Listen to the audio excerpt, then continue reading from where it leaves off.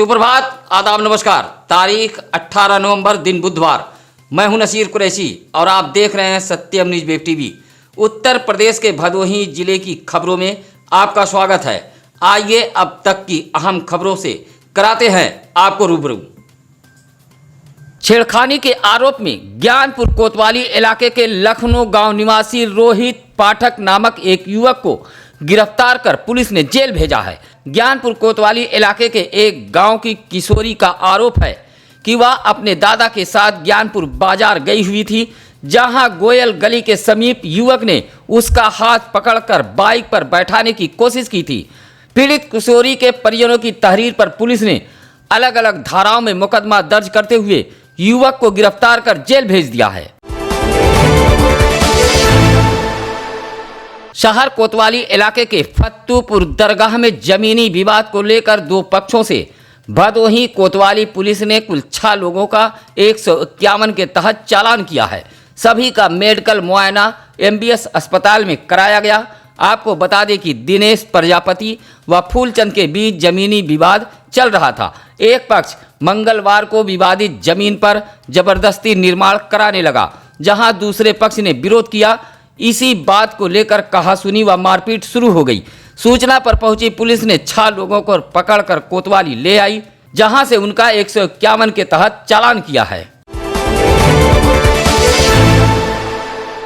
गोपीगंज कोतवाली इलाके के बदरी गांव में 6 वर्षीय मासूम बच्चे की मौत के मामले को लेकर भीम आर्मी के साहब सौरभ के नेतृत्व में पहुंचे कार्यकर्ताओं ने पीड़ित परिवार से मुलाकात की है तथा हर संभव पीड़ित परिवार को मदद दिलाए जाने का भरोसा भीम आर्मी ने दिलाया है।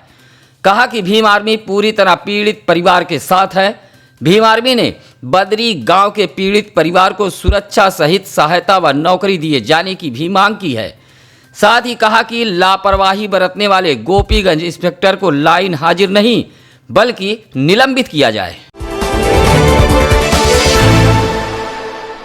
औराई थाना इलाके के महाराजगंज से नेवड़िया गंगा घाट जाने वाले मार्ग पर जंगल नुमा पेड़ पौधों के घास फूस में आग धधक गई, जिससे इलाके में हड़कंप मच गया। इस स्थान पर बड़ी संख्या में पेड़ पौधे मौजूद हैं।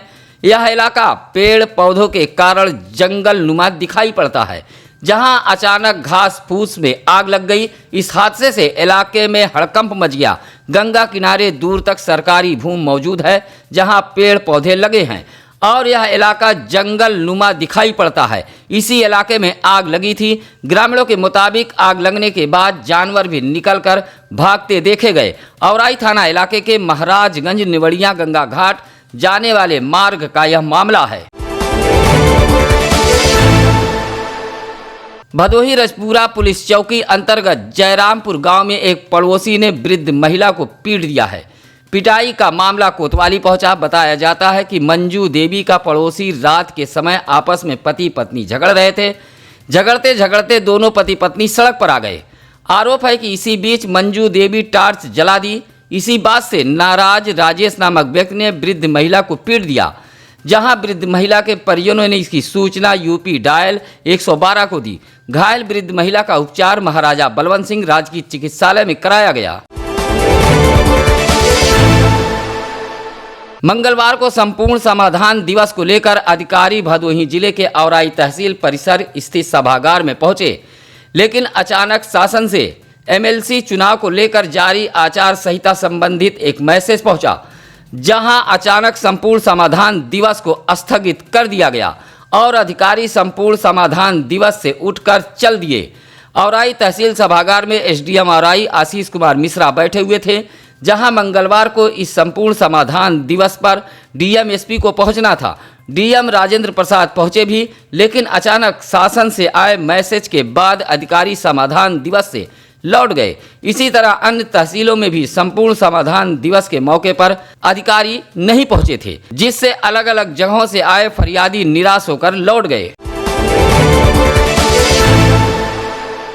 डीग विकासखंड के ग्राम सभा राम किशुनपुर बसही गांव में स्थित सरकारी नलकूप का ट्रांसफार्मर 2 माह से जला पड़ा है, जिससे नलकूप शोपीस बन गया है। ऐसे में किसानों को भारी मुसीबत का सामना करना पड़ रहा है।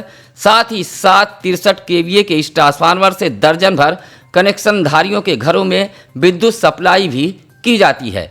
जब ट्रांसफार्मर जल जाने के कारण गांव के कई घरों में अंधेरा छाया हुआ है, लेकिन विभागीय अधिकारी पूरी तरह आंख बंद किए हुए बैठे हैं, जिससे ग्रामीणों में आक्रोश साफ देखा जा रहा है। चौरी थाना क्षेत्र के सुरहान गुटैया गांव में रमेश चंद्र चौहान नामक एक साइकिल सवार को बाइक ने टक्कर मार दी। रमेश चौहान वाराणसी जिले के औड़े गांव का निवासी है। वह अपने बेटी के घर धान की कटाई के लिए आया हुआ था, जहां साइकिल से वह कहीं जा रहा था। सुरहान के गुटैया गांव के समीप एक तेज रफ्तार बाइक ने उसे टक्कर मार दी, जिससे वह घायल हो गया। उपचार के लिए उसे भदोही महाराजा बलवंत सिंह राजकीय चिकित्सालय में लाया गया था। कभी शहर, नगर व इलाकों के लिए तालाब शान हुआ करते थे, लेकिन ऐसे ही तालाबों पर अब भूमाफियाओं की नज़र गड़ चुकी है। अधिकतर जगहों पर तो साजिश के तहत तालाबों को धीरे धीरे पाटा जा रहा है। ऐसा ही कुछ नज़ारा पिछले कई सालों से ज्ञानपुर इलाके के वार्ड नंबर 10 में देखा जा रहा है, जहां एक प्राचीन तालाब को कूड़े से पाटकर उसका अस्तित्व खत्म करने की कोशिश की जा रही है। यह तालाब तो मात्र एक उदाहरण है। भदोही जिले में कई ऐसे प्राचीन तालाब हैं जिस पर भूमाफियाओं की नज़र गड़ गई है और पाटकर तालाबों का अस्तित्व मिटाने की साजिश रची जा रही है। तालाबों के संरक्षण की योजना भदोही जिले में ठंडे बस्ते में पहुंच चुकी है। भदोही बदल रही है, स्मार्ट हो रही है, ऐसा दावा किया जा रहा है। यह तो इस शहर के लिए जनप्रतिनिधियों द्वारा दिखाई गई उजली तस्वीर है, लेकिन आज हम आपको उस तस्वीर से वाकिफ करा रहे हैं जो इस शहर के लिए धब्बा है। यहाँ की सड़कों पर नियमों का तबला बज रहा है और सड़कों पर बाकायदा तबेला चल रहा है। मतलब भदोही की सड़कों पर आज भी छुट्टा पशु घूम रहे हैं जो नियमों का तबला बजा रहे हैं, जबकि इन्हीं छुट्टा पशुओं को लेकर सूबे के मुख्यमंत्री योगी आदित्यनाथ ने खजानों का पिटारा खोल दिया था। जगह जगह पशु आश्रय स्थल बनवाए गए थे ताकि पशुओं को सुरक्षित रखा जाए। इन छुट्टा पशुओं से होने वाली समस्याओं पर गौर करें तो भदोही जनपद में अब तक जहां दर्जनों से अधिक लोग चोटिल हो चुके हैं, तो वहीं कईयों की जान जा चुकी है। बावजूद अधिकारी पूरी तरह मौन बैठे हुए हैं। भदोही के रया गांव में जमीनी विवाद को लेकर पट्टीदारों ने दंपति को मारपीट कर घायल किया है। घायल दंपति का इलाज महाराजा बलवंत सिंह राजकीय चिकित्सालय में कराया गया है। साथ ही पीड़ित परिवार ने इसकी सूचना पुलिस को दी है। जमीनी विवाद को लेकर रया गांव निवासी कमलेश गौतम व उसकी पत्नी मीना गौतम को पट्टीदारों ने मारा पीटा है। दंपति ने आशा गौतम नामक व्यक्ति पर मारपीट का आरोप लगाया है।